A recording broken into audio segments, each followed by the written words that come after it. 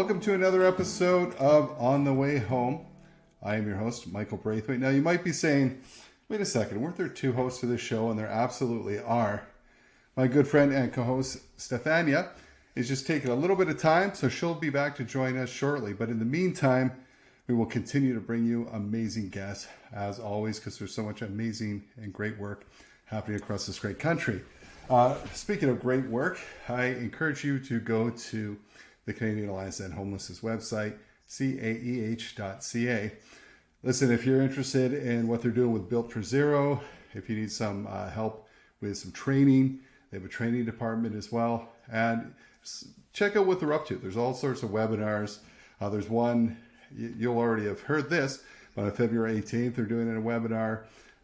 So lots of helpful things. Just check out their work that they're doing. They are a proud partner in this podcast. And of course, over at Blue Door, big things are happening as well.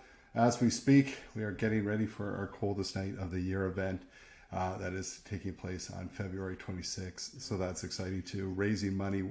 We're one of many organizations across the country doing this walk, raising money to support our most vulnerable. And our guest for today, I'm really excited. I've been a long time admirer. I've seen him in action and all the great things he's doing, and most recently in his current role. Today, we are joined by Stephan Corriveau. Stephan is the first executive director of the Center for Community Housing, executive director of the Community Housing Transformation Center. He is the first director of that. Stephan has a postgraduate studies in both law and political science. And prior to coming to the center, he was president of the Canadian Housing and Renewal Association. That's where I remember him from. And executive director of the Quebec Nonprofit Housing Network. He is director in North America of the Housing International Coalition. He is also a member of CHRA's Urban, Rural, and Northern Indigenous Working Group, which has done some incredible work. Check it out for sure. Over the last 30 years, he's gathered experiences all over the world as an advisor for local, regional, and national nonprofits.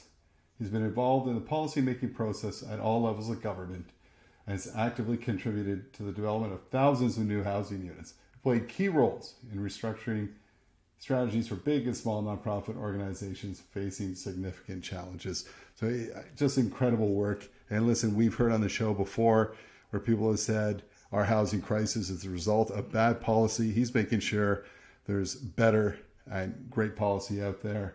Stephan, welcome to the show. Well, thank you very much, Michael. Just to make something clear, I'm not anymore member, nor have I ever been director of the Indigenous Caucus. I have been a member of it, but so just to make sure people don't put too much pressure on me. But I'm thrilled to be with you today. Awesome. Yeah, well, you're making an impact regardless of the role. You're doing great work. We always start the podcast with a very simple question, but it's a little different to everyone. I love this question. Stephan, what does home mean to you? Well, of course, home is several things for me. Obviously, it's a building. It's a place where you live. But more importantly, although that without the building, everything else falling apart more or less, is that it's a place where you feel secure, where you have trust, and where you can relax and say, no, I'm not threatened by anything and anywhere there. But even further than that, having a house or a home, actually more than a house, a home is the place from which you're based to get into the community and be part of the community. I have a sense of belonging. And this is what's the difference between a house actually and a home. The home is I think there's an expression in English that says my home, my castle. So it's truly that. It's from where you spring forward and involve yourself and be part of a community. And that's the key element, I think.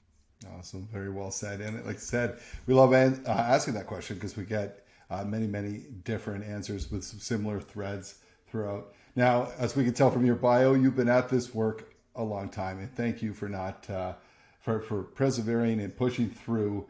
You've been doing it for a while. You've had a front row seat as the housing crisis we find ourselves in has developed. Why do you think we progressed into a full-blown housing crisis? Well, there's several considerations, but let's say it's a combination of the main element of them are the fact that through the last 40 years, 40, 50 years in Canada, we've been focusing essentially on private ownership of houses. So there's a lot of policy and a huge amount of resources that have been committed in that sense. So when you say, when people often say, oh, no, community housing and shelter and all kind of public housing, that's very expensive and we can't afford to have that. Well, I just ask these people sometime to read Canada's budget once a year and CMHC's annual budget and annual report. So just to give an idea, we are committing today, as we're speaking, $1 trillion. So that's a significant amount of money. So 1,000 times $1 billion. So we're not talking pocket money here. That is being committed by CMHC. And I'm not saying it's wrong. I'm just saying that to give a measure of things, there's a $1 trillion that is committed by CMHC to support the private market ownership through their insurance program, through their bond issuing program, through all kind of mechanism that I'm not going to delve into the detail of how they work, but I could if you're interested. But the point is that it's not true that the private market works on its own. There is significant policy and commitment, financial commitment by the state, would it be municipal, provincial, or federal government, to support that trend.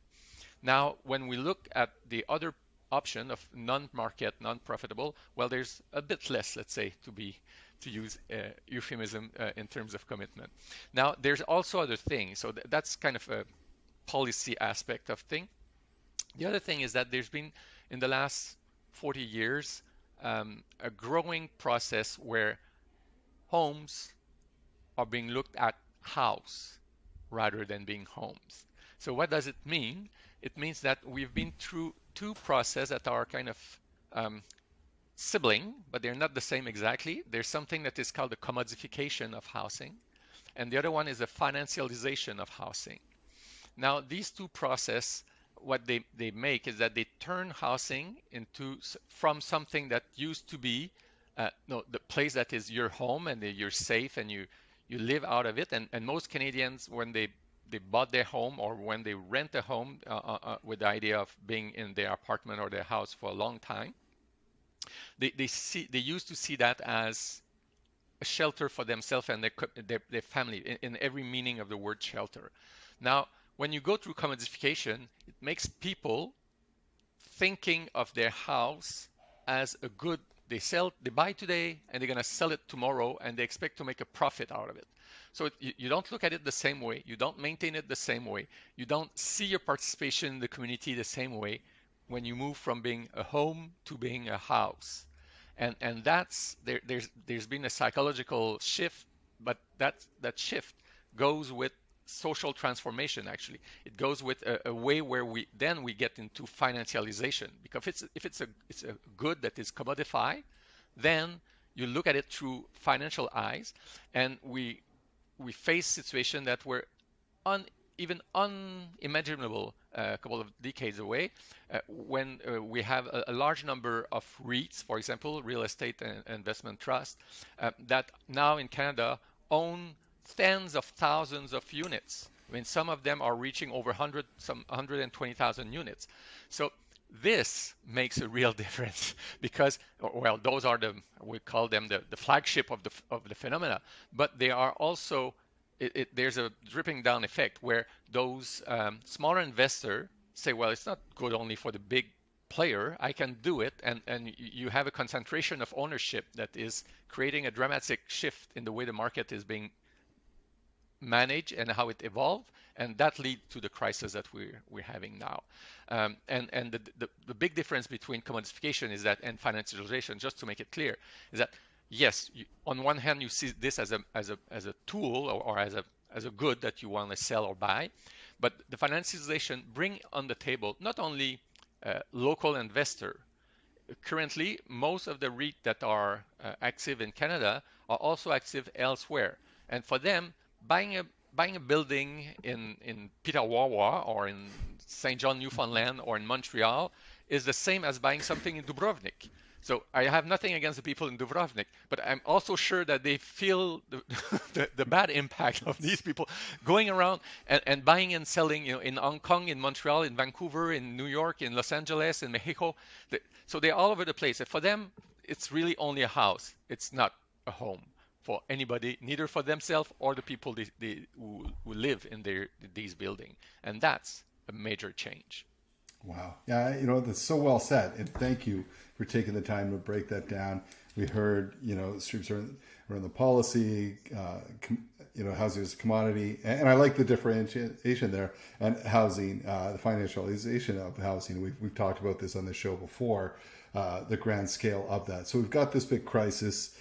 Recently, just even in Ontario, the housing task force that the province put together said, hey, the answer to this is largely more supply, getting barriers out of the way for more supply. And to which Benny said, that's great. And the building industry said, of course, thank you. But many said, hey, supply's not really that's not the only thing happening here, and that's not the answer. I'm pretty optimistic we can fix this. Obviously, I'm in this sector. I think we could do more. What do you think needs to happen to work our way out of this crisis? Well, I think many things need to happen, but one of the consequences of the phenomenon I've explained before is that the ratio of nonprofit, community housing, public housing, call it whatever you want, but that part of the housing sector that is managed to answer the need and the right of people to have a house versus the main market, we'll call it, um, that balance is dangerously shifting in the wrong direction for several decades now. We were almost at 10% of the housing market in 1996, and now we're about 3%. And it keeps going that way. So basically, my simple answer is that no, if you're tired of going downward, stop digging deeper. That would be a first step to take. And then let's see how we can go higher. So how do we stop getting lower? Well, there's a number of units or house or homes across the country that are still in the private market, but relatively affordable. They're not the higher cost at least. So we should have a very large and significant process allowing to transfer those units from the private for-profit market into the non-profit market, on one hand. On the second hand, we could have a number of policies that would actually be inspired by what we do in other sectors. So we're not talking about reinventing the wheel.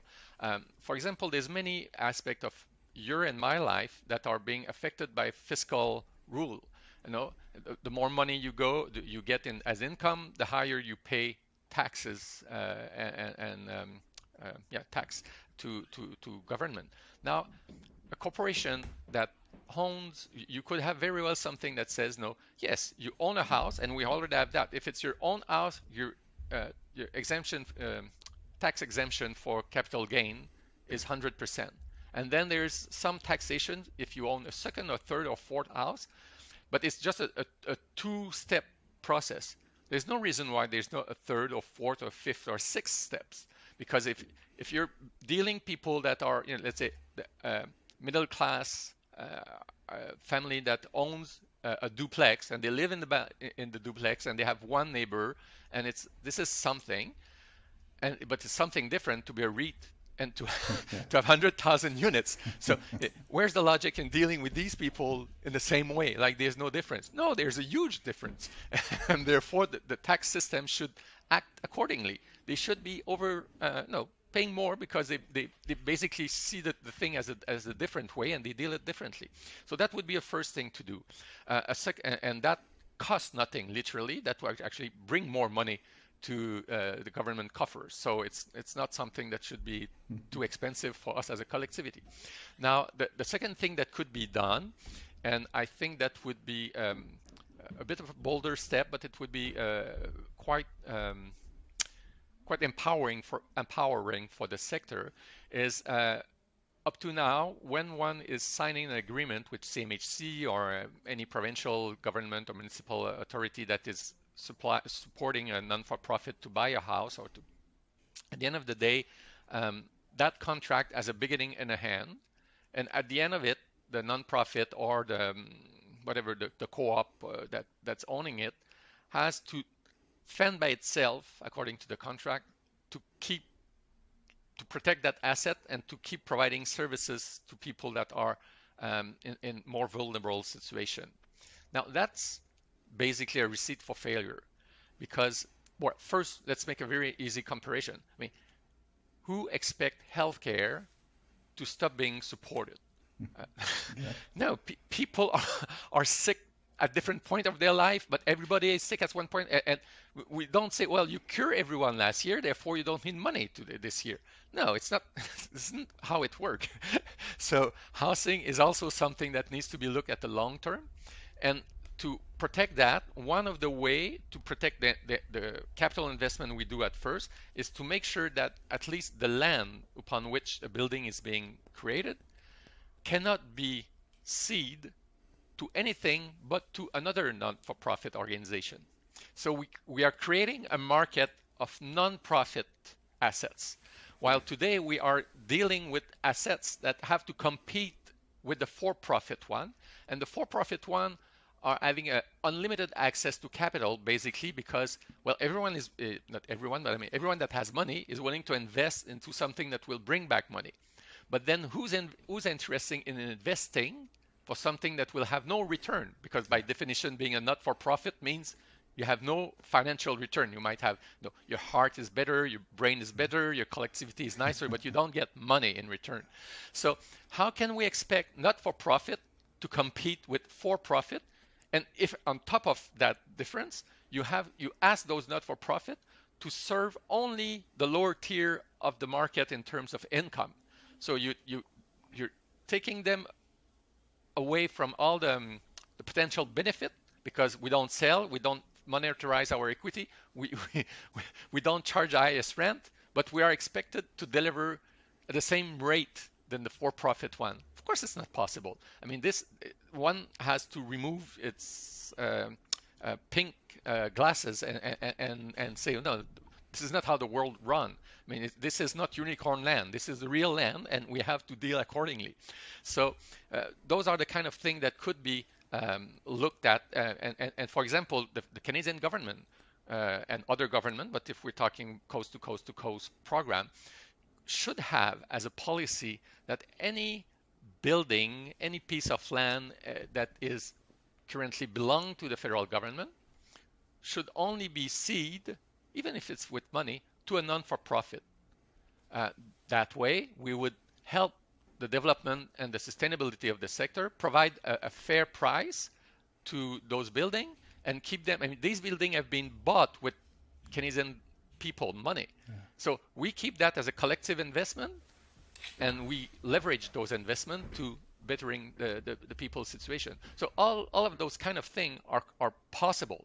They're being done in other either other jurisdiction or in other period of time and so on. So it's all things that are possible and are not that costly. But what they imply is a different meaning to the market. And how do you look at housing? Do you deal with it through the lens of human rights, or you look to the end through the lens of profitability? And then that's the challenge basically at the end of the day. Yeah, you're so right. I mean, I see Canadians as a whole are just kind of obsessed with housing ownership, and because, yeah, I mean, it's messy. And, I have to tell you, so to your point, I think we're losing more and more affordable housing to the private sector because of, the financial gain to them. And just recently in our area, there was a nineplex that came up. It was up for sale, and I was talking to a realtor about it. He said, and he told me the rents, and the rents were fantastic, like affordable rents. But what he said, what's going to happen is they're going to get bought out. Someone's going to turn around and double or triple those rents for sure. So 9 units so that's 9 more. And in the area I'm in York Region, there's not a lot of purpose-built affordable rental or just even rental. So to see 9 units disappear is a big deal, right? We need mechanisms in place so groups like Blue Door or others could step in, get first crack at that to purchase it and keep it as affordable rental stock. Things like land trust, that type of thing, right, have to come around too. So let's switch gears a little bit because, that is fascinating. We could talk about that for hours. Well, let's talk about the Community Housing Transformation Center. It's fairly new, not brand new, but fairly new. How and why was it formed, and what's its purpose? Well, basically, the center I've been taught of by the sector, by the nonprofit. And when I'm using the expression nonprofit, I mean everything that is not for profit. So it includes the co-op, it includes the public housing, it includes all those elements.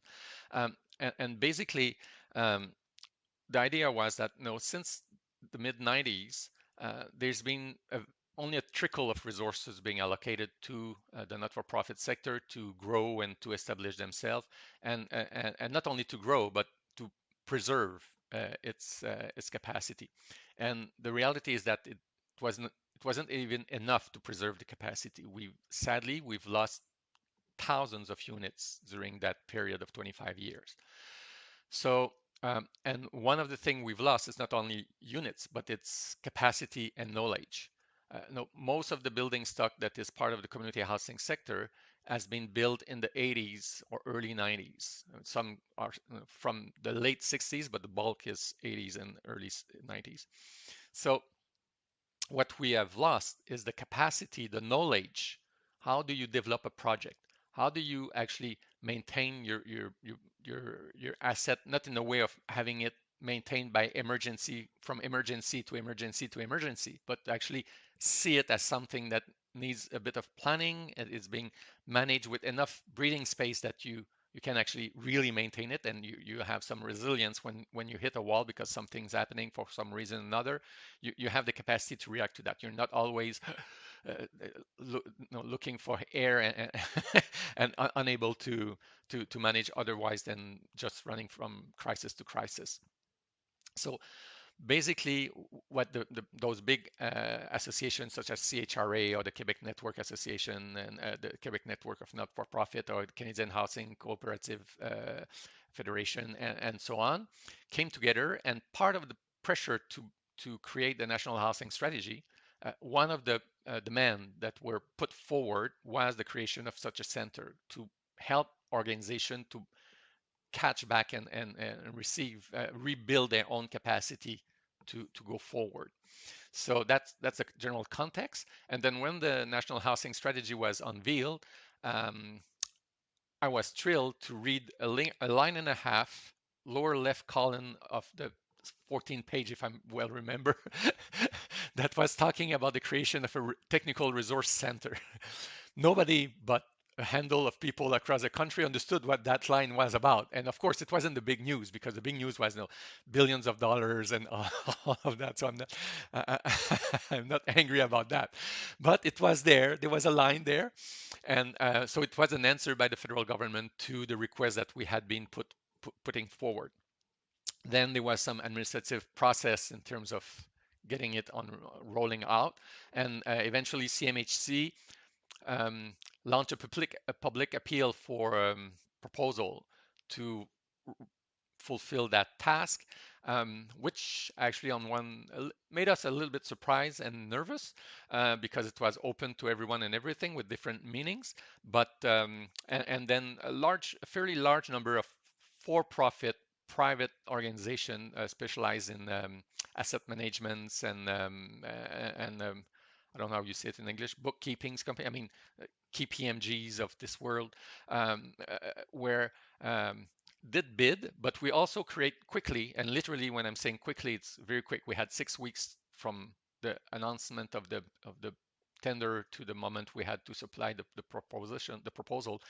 We create quickly a not-for-profit corporation that the members were the major actor that were actually pushing for the creation of that thing, sit around and say, well, we can't let it go. We need to have the resource and the capacity to develop our own capacity, not only the local organizations. So we create that organization, bid in the proposal, and got it. So we're fairly happy about the end result. And now we are rolling out. I mean, we've been in operation publicly since mid-December 2019, and we had start we finalized the signing of the agreement with CMHC only a couple of months before that in March 2019. I mean, so it's this is how it started, and we've been building on the capacity. One of the big difference between us and what would have been delivered by a private sector organization is that we've been building on the existing capacity. And instead of just looking at, oh, we have a certain amount of money, a certain number of services to provide, and let's manage that money. And when the task is done, the task is done, and we just present our invoice to CMHC. We've been using that as a way to leverage those resources into partnerships. So we're working with several municipal government, provincial government, and other funding agencies and other organizations to, for example, convene several people that we think could work together and help each other and help the whole sector. So we play that proactive role that is way different than just throwing away money, which also has its value, of course, but it's not just sending money to people who have good idea. We have a vision and understanding of the sector that helps act as a catalyst to new idea, the implementation of idea that are there, and even as a propositional structure that help the sector think about what could we do that we're not doing now, but that would change the game, and we could develop something to the benefit of everyone, not to the benefit of only the one that would present a funding proposal. So and other services that we're providing also is things like we have, and we're launching the new iteration in a couple of weeks, something that we call the ACT, the self-assessment test, where a not-for-profit, usually it was think for a fairly small to medium-sized not-for-profit, could go and through that test that is online, make an evaluation of what's the strength and the weakness of their or challenges of their organization, and that links into action plan. So the machine is actually saying, okay, according to what your test result is, you need a bit more support in governance, or you need to improve your capacity into asset management, or you need to improve tenant involvement in the management of the building, or you need whatever it's being diagnosed by the test. And there's an action plan, there's a draft of an action plan that is being provided to you.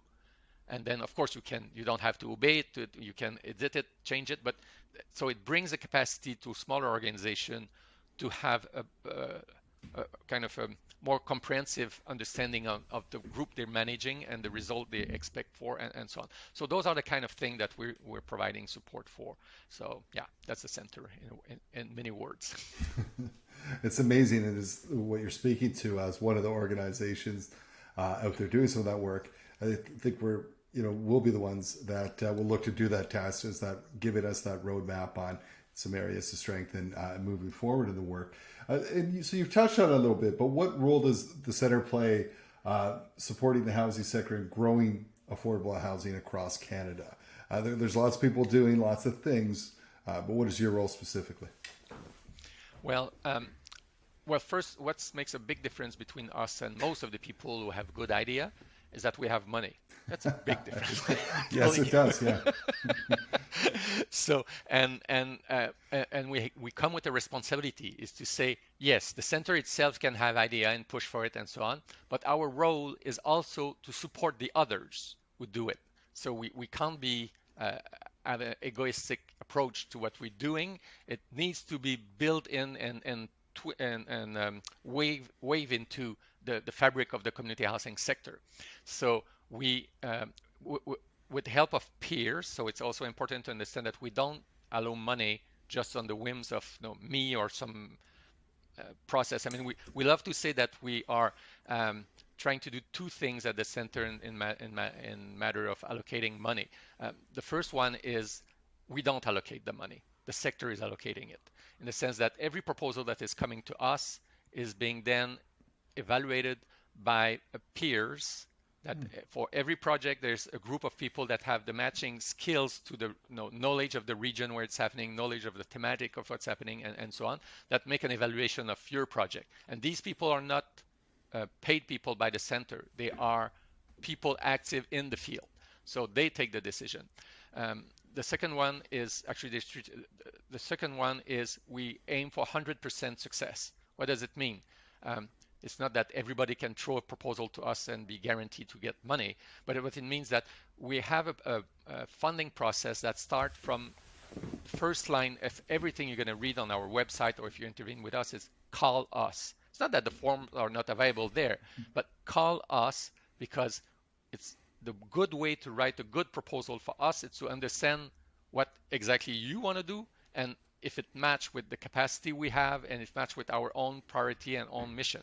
So don't waste any time writing a proposal that's not going to be good, and don't waste our time reading a proposal that's not going to be useful. So let's make sure that the people that are sitting together are the one that needs to be sitting together and work together. So 100% success rate in terms of application.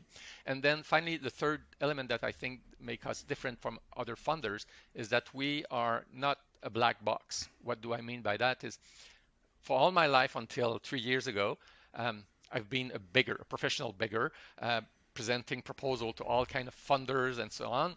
And the way it works is that, you read the guidelines, you read the form, you have your idea of what's good to be done, and then you try to squeeze your idea into the form, and then you put a stamp on it, and you slide it into that black box that you don't know what's happening in the black box. And it's just, sometimes there's some steam coming out of the box, and then you get nervous, and sometimes there's some weird noise, but that's all. And then eventually, after a couple of weeks, couple of months, couple of years, who knows, it's always different, there's a result. Yes or no. No, it was very bad for my stress level, and I'm quite sure it's bad for many other organizations and other individuals. So we make sure that we have a transparent process at every stage where there's a dealing on the proposal, there's an interaction with the proponent. And that, I think, also makes a big difference of us in terms of how we interact into doing money allocation.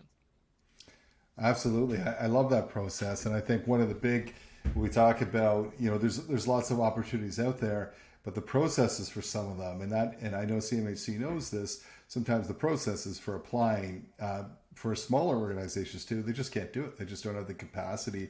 Yeah. So that sounds amazing. Now, you want to know in a few years, or maybe not even that far ahead, you want to know, hey, we had impact. How will you know if you have made an impact? What are your hopes for the center?